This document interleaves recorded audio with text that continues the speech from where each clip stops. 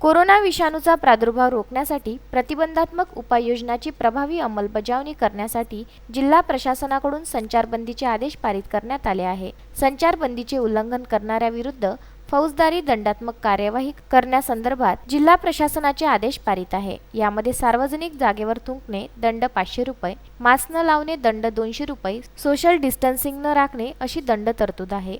असे आढळल्यास फौजदारी कार्यवाही याबाबतचे आदेश आहे।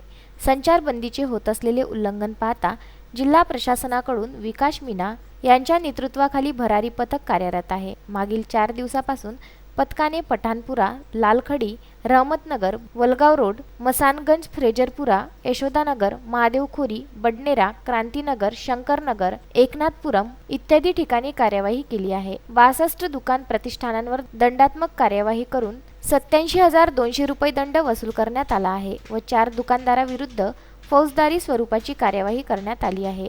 यामध्ये महानगरपालिकेचे गणेश कुत्तरमारे यांच्या नेतृत्वाखाली पथक मदतनीस असून पथकामध्ये पोलीस कॉन्स्टेबल घनश्याम बुंदेले, भारत बधेल, हेमंत जयस्वाल, सुनील यादव यांचा समावेश आहे।